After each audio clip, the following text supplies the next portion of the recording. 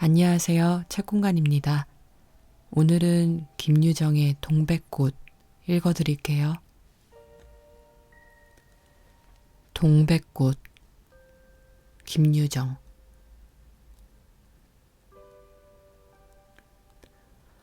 오늘도 또 우리 수탉이 막 쫓기었다. 내가 점심을 먹고 나무를 하러 갈 양으로 나올 때이었다. 산으로 올라서려니까 등 뒤에서 푸르득 푸르득 하고 닭의 쇳소리가 야단이다. 깜짝 놀라서 고개를 돌려보니 아니나 다를까 두 놈이 또 얼리었다. 점순네 수탉이 덩저리 작은 우리 수탉을 함부로 해내는 것이다. 그것도 그냥 해내는 것이 아니라 푸드득 하고 면두를 쪼고 물러섰다가 좀 사이를 두고 또 푸드득 하고 모가지를 쪼았다. 이렇게 멋을 부려가며 여지없이 닦아놓는다. 그러면 이 못생긴 것은 쪼을 적마다 주둥이로 땅을 받으며 그 비명이 킥킥 할 뿐이다. 물론 미처 아물지도 않은 면두를 또 쪼이어 붉은 선혈은 뚝뚝 떨어진다. 이걸 가만히 내려다보자니 내 대강이가 터져서 피가 흐르는 것 같이 두 눈에서 불이 번쩍 난다. 대뜸 지게막대기를 메고 달려들어 점순네 닭을 후려칠까 하다가 생각을 고쳐먹고 헛매질로 떼어만 놓았다. 이번에도 점순이가 쌈을 붙여놨을 것이다. 바짝바짝 내기를 올리느라고 그랬음에 틀림없을 것이다. 고놈의 계집애가 요새로 들어서서 왜 날 못 먹겠다고 그렇게 아르렁거리는지 모른다. 나흘 전 감자 조각만 하더라도 난 저에게 조금도 잘못한 것은 없다. 계집애가 나무를 캐러 가면 갔지. 남 울타리 엮는데 생이질을 하는 것은 다 뭐냐? 그것도 발소리를 죽여가지고 등 뒤로 살며시 와서 얘, 너 혼자만 일하니? 하고 김치하는 수작을 하는 것이다. 어제까지도 저와 난 이야기도 잘 않고 서로 만나도 본척만 척하고 이렇게 점잖게 지내던 터이련만 오늘로 갑작스레 대견해졌으면 웬일인가? 황차 망아지만한 계집애가 남 일하는 놈 보고 그럼 혼자 하지 때로 하디?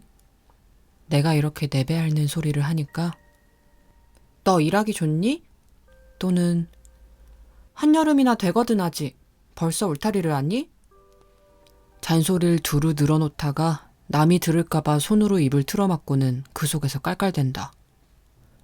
별로 웃을 것도 없는데 날씨가 풀리더니 이놈의 계집애가 미쳤나 하고 의심하였다. 게다가 조금 뒤에는 제 집게를 할끔할끔 돌아보더니 행주치마에 속으로 꼈던 바른 손을 뽑아서 나의 턱 밑으로 불쑥 내미는 것이다. 언제 구웠는지 아직도 더운 김이 획 끼치는 굵은 감자 3개가 손에 뿌듯이 쥐었다. 너 집엔 이거 없지? 하고 생색 있는 큰 소리를 하고는 제가 준 것을 남이 알면 큰일 날 테니 여기서 얼른 먹어버리란다. 그리고 또 하는 소리가 너 봉감자가 맛있단다? 난 감자 안 먹는다. 너나 먹어라. 나는 고개도 돌리려지 않고 일하던 손으로 그 감자를 도로 어깨 너머로 쑥 밀어버렸다. 그랬더니 그래도 가는 기색이 없고 뿐만 아니라 새근새근하고 심상치 않게 숨소리가 점점 거칠어진다. 이건 또 뭐야 싶어서 그때서야 비로소 돌아보니 나는 참으로 놀랐다. 우리가 이 동리에 들어온 것은 근 3년째 되어 오지만 여태껏 까무잡잡한 점순이의 얼굴이 이렇게까지 홍당무처럼 새빨개진 법은 없었다. 게다 눈에 독을 올리고 한참 나를 요렇게 쏘아보더니 나중엔 눈물까지 어리는 것이 아니냐. 그리고 바구니를 다시 집어들더니 이를 꼭 악물고는 엎어질 듯 자빠질 듯 논둑으로 휑하게 달아나는 것이다. 어쩌다 동리 어른이 너 얼른 시집 가야지 하고 웃으면 염려 마셔유. 갈 때 되면 어련히 갈라고. 이렇게 천연덕스레 받는 점순이었다. 본시 부끄럼을 타는 계집애도 아니려니와 또한 분하다고 눈에 눈물을 보일 얼병이도 아니다. 분하면 차라리 나의 등허리를 바구니로 한번 모질게 후려세리고 달아날지언정. 그런데 고약한 그 꼴을 하고 가더니 그 뒤로는 나를 보면 잡아먹으려고 기를 복복 쓰는 것이다. 서로 주는 감자를 안 받아먹은 것이 실례라 하면 주면 그냥 주었지. 너 집엔 이거 없지? 는 다 뭐냐? 그러잖아도 저희는 마름이고 우리는 그 손에서 배제를 얻어 땅을 붙임으로 일상 굽실거린다. 우리가 이 마을에 처음 들어와 집이 없어서 곤란으로 지낼 때 집터를 빌리고 그 위에 집을 또 짓도록 마련해준 것도 점순네의 호의였다. 그리고 우리 어머니 아버지도 농사 때 양식이 달리면 점순네한테 가서 부지런히 구워다 먹으면서 인품 그런 집은 다시 없으리라고 침이 마르도록 칭찬하곤 하는 것이다. 그러면서도 17씩이나 된 것들이 수근수근하고 붙어다니면 동리의 소문이 사납다고 주의를 시켜준 것도 또 어머니였다. 왜냐하면 내가 점순이하고 일을 저질렀다간 점순네가 노할 것이고, 그러면 우리는 땅도 떨어지고 집도 내쫓기고 하지 않으면 안 되는 까닭이었다. 그런데 이놈의 계집애가 까닭없이 기를 복복 쓰며 나를 말려 죽이려고 드는 것이다. 눈물을 흘리고 간 다음날 저녁 나절이었다. 나무를 한 짐 잔뜩 쥐고 산을 내려오려니까 어디서 닭이 죽는 소리를 친다.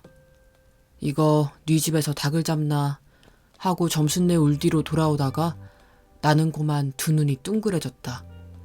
점순이가 저희 집 봉당에 홀로 걸터 앉았는데 이게 치마 앞에다 우리 씨암탉을 꼭 붙들어 놓고는 이놈의 닭 죽어라 죽어라 요렇게 안팡스를 패주는 것이 아닌가. 그것도 대가리나 치면 모른다마는 아주 알도 못 나으라고 그 볼기짝개를 주먹으로 콕콕 쥐어박는 것이다. 나는 눈에 쌍심지가 오르고 사지가 부르르 떨렸으나 사방을 한번 휘돌아보고야 그제서 점순이 집에 아무도 없음을 알았다. 잡은 참지개 막대기를 들어 울타리에 중턱을 후려치며 이놈에게 집에 남에다가 알 못 나으라고 그러니? 하고 소리를 빽 질렀다. 그러나 점순인 조금도 놀라는 기색이 없고 그대로 의젓이 앉아서 제닭 가지고 하듯이 또 죽어라 죽어라 하고 패는 것이다. 이걸 보면 내가 산에서 내려올 때를 겨냥해가지고 미리부터 닭을 잡아가지고 있다가 너 보란듯이 내 앞에서 죄지르고 있음이 확실하다. 그러나 나는 그렇다고 남의 집에 뛰어들어가 계집애하고 싸울 수도 없는 노릇이고 형편이 썩 불리함을 알았다. 그래, 닭이 맞을 적마다 지게막대기로 울타리나 후려칠 수밖에 별 도리가 없다. 왜냐하면 울타리를 치면 칠수록 울섭이 물러앉으며 뼈대만 남기 때문이다. 하나 아무리 생각하여도 나만 미치는 노릇이다. 야 이년아, 남에다가 아주 죽일 터이냐? 내가 도끼 눈을 뜨고 다시 꽥 호령을 하니까 그제야 울타리께로 쪼르르 오더니 울 밖에 섰는 나의 머리를 겨누고 닭을 내팽개친다. 에이, 더럽다, 더럽다. 더러운 걸 널더러 입대 끼고 있으랬니? 망할 계집애년 같으니? 하고 나도 더럽단 듯이 울타리께를 힝하니 돌아내리며 약이 오를 대로 다 올랐다. 라고 하는 것은 암탉이 풍기는 서슬에 나의 이맛배기에다 물지똥을 찍 깔겠는데 그걸 본다면 알지만 터졌을 뿐 아니라 골병은 단단히 든 듯 싶다. 그리고 나의 등 뒤를 향하여 나에게만 들릴 듯 말 듯한 음성으로 이 바보 녀석아. 얘, 너 베넷병신이지? 그만도 좋으련만 얘, 너드 아버지가 고자라지? 뭐? 우리 아버지가 그래 고자야? 할 양으로 열번거지가 나서 고개를 획 돌려 바라봤더니 그때까지 울타리 위로 나와 있어야 할 점순이의 대가리가 어디 갔는지 보이질 않는다. 그러다 돌아서서 오자면 아까의 한 욕을 울 밖으로 또 퍼붓는 것이다. 욕을 이토록 먹어가면서도 대거리 한마디 못하는 걸 생각하니 돌부리에 채어 발톱 밑이 터지는 것도 모를 만치 분하고 급기야는 두 눈에 눈물까지 불끈 내솟는다. 그러나 점순이의 치매는 이것뿐이 아니다. 사람들이 없으면 틈틈이 제 집 수탉을 몰고 와서 우리 수탉과 쌈을 붙여놓는다. 제 집 수탉은 썩 험상궂게 생기고 쌈이라면 회를 치는 고로 을에 이길 것을 알았기 때문이다. 그래서 툭하면 우리 수탉이 면두며 눈깔이 피로 흐드드하게 되도록 해놓는다. 어떤 때는 우리 수탉이 나오지를 않으니까 요놈의 계집애가 모이를 쥐고 와서 꿰어내다가 쌈을 붙인다. 이렇게 되면 나도 다른 배차를 차리지 않을 수 없다. 하루는 우리 수탉을 붙들어가지고 넌지시 장독계로 갔다. 쌈닭에게 고추장을 먹이면 병든 황소가 살모사를 먹고 용을 쓰는 것처럼 기운이 뻗친다 한다. 장독에서 고추장 한 접시를 떠서 닭 주둥아리깨로 들이밀고 먹여보았다. 닭도 고추장에 맛을 들였는지 거스르지 않고 거진 반 접시나 턱이나 곧잘 먹는다. 그리고 먹고 금세는 용을 못 쓸 터이므로 얼마쯤 기운이 들도록 회 속에다 가두어두었다.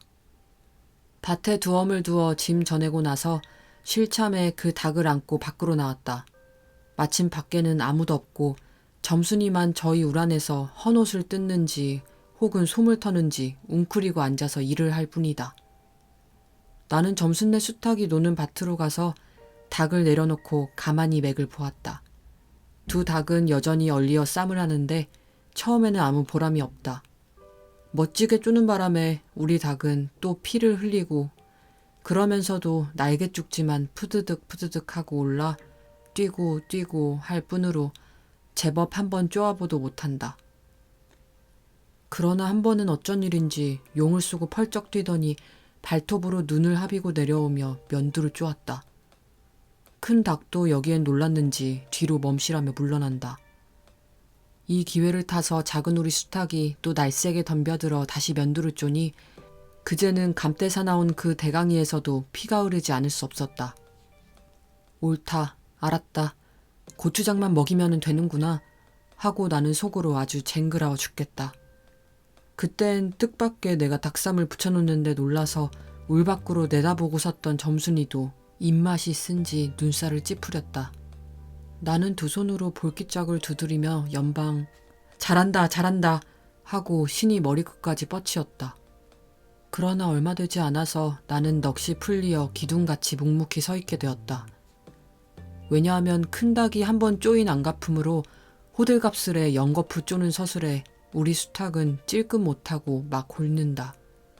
이걸 보고서 이번엔 점순이가 깔깔거리고 되도록 이쪽에서 많이 들으라고 웃는 것이다.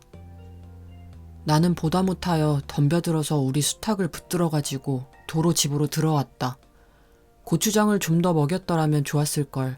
너무 급하게 쌈을 붙인 것이 퍽 후회가 난다. 장독깨로 돌아와서 다시 턱 밑에 고추장을 들이댔다.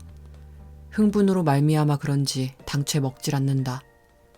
나는 할 일 없이 닭을 반드시 누이고 그 입에다 걸련 물부리를 물리었다. 그리고 고추장 물을 타서 그 구멍으로 조금씩 들이부었다. 닭은 좀 괴로운지 킥킥하고 재채기를 하는 모양이나 그러나 당장의 괴로움은 매일같이 피를 흘리는데 될 게 아니라 생각하였다. 그러나 한두어 종지가량 고추장물을 먹이고 나서는 나는 그만 풀이 죽었다. 싱싱하던 닭이 왜 그런지 고개를 살며시 뒤틀고는 소나기에서 뻗으러지는 것이 아닌가. 아버지가 볼까 봐서 얼른 회에다 감추어두었더니 오늘 아침에서야 겨우 정신이 든 모양 같다. 그랬던 걸 이렇게 오다 보니까 또 쌈을 붙여놓으니 이 망할개 집애가 필연 우리 집에 아무도 없는 틈을 타서 제가 들어와 회에서 꺼내가지고 나간 것이 분명하다. 나는 다시 닭을 잡아다 가두고 염려는 스러우나 그렇다고 산으로 나무를 하러 가지 않을 수도 없는 형편이었다. 소나무 삭정이를 따며 가만히 생각해보니 암만 해도 고년의 목쟁이를 돌려놓고 싶다. 이번에 내려가면 망할년 등줄기를 한번 되게 후려치겠다 생각하고 싱둥벙둥 나무를 지고는 불이 나게 내려왔다. 거지반 집에 다 내려와서 나는 호두기 소리를 듣고 발이 딱 멈추었다. 산기슭에 널려있는 굵은 바윗돌 틈에 노란 동백꽃이 소보록하니 깔리었다. 그 틈에 끼어 앉아서 점순이가 청승맞게실이 호두기를 불고 있는 것이다. 그보다도 더 놀란 것은 그 앞에서 또 푸드득 푸드득 하고 들리는 닭의 횟소리다. 피령코 요년이 나의 약을 올리느라고 또 닭을 집어내어다가 내가 내려올 길목에다 쌈을 시켜놓고 저는 그 앞에 앉아서 천연스레 호두기로 불고 있음에 틀림없으리라. 나는 약이 오를 대로 다 올라서 두 눈에서 불과 함께 눈물이 퍽 쏟아졌다. 나무지게도 벗어놓을 새 없이 그대로 내동댕이 치고는 지게막대기를 뻗치고 허둥지둥 달려들었다. 가까이 와보니 과연 나의 짐작대로 우리 수탉이 피를 흘리고 거의 빈사지경에 이르렀다. 닭도 닭이려니와 그럼에도 불구하고 눈 하나 깜짝 없이 그대로 앉아서 호두기만 부는 그 꼴에 더욱 치가 떨린다. 동리에서도 소문이 났거니와 나도 한때는 걱실걱실히 일 잘하고 얼굴 예쁜 계집애인 줄 알았더니 시방 보니까 그 눈깔이 꼭 여우새끼 같다. 나는 대뜸 달려들어서 나도 모르는 사이에 큰 수탉을 담배로 때려 엎었다. 닭은 푹 엎어진 채 다리 하나 꼼짝 못하고 그대로 죽어버렸다. 그리고 난 멍하니 섰다가 점순이가 매섭게 눈을 흡뜨고 닥치는 바람에 뒤로 벌렁 나자빠졌다. 이놈아, 너 왜 남의 닭을 때려 죽이니? 그럼 어때? 하고 일어나다가 뭐 이 자식아? 누집 닭인데? 하고 복장을 떼미는 바람에 다시 벌렁 자빠졌다. 그리고 나서 가만히 생각해보니 분하기도 하고 무한도스럽고 또 한편 일을 저질렀으니 인젠 땅이 떨어지고 집도 내쫓기고 해야 되는지 모른다. 나는 비슬비슬 일어나며 소매자락으로 눈을 가리고는 얼김에 엉 하고 울음을 놓았다. 그러다 점순이가 앞으로 다가와서 그럼 너 이단부터 안 그럴 테냐? 하고 물을 때에야 비로소 살 길을 찾은 듯 싶었다. 나는 눈물을 우선 씻고 뭘 안 그러는지 명색도 모르건만 그래 하고 무턱대고 대답하였다. 요 단부터 또 그래봐라. 내 자꾸 못살게 굴 테니. 그래 이젠 안 그럴 테야. 닭 죽은 건 염려 마라. 내 안 이럴 테니. 그리고 멋에 떠다 밀렸는지 나의 어깨를 짚은 채 그대로 퍽 쓰러진다. 그 바람에 나의 몸뚱이도 겹쳐서 쓰러지며 한창 피어 퍼들어진 노란 동백꽃 속으로 폭 파묻혀버렸다. 알싸한 그리고 향긋한 그 냄새에 나는 땅이 꺼지는 듯이 온 정신이 고만 아찔하였다. 너 말 마라. 그래. 조금 있더니 요 아래에서 점순아! 인연이 바느질하다 말고 어딜 갔어? 하고 어딜 갔다 온 듯 싶은 그 어머니가 역정이 대단히 났다. 점순이가 겁을 잔뜩 집어먹고 꽃밑을 살금살금 기어서 산 아래로 내려간 다음 나는 바위를 끼고 엉금엉금 기어서 산 위로 치 빼지 않을 수 없었다. 여기까지입니다. 책공간이었습니다.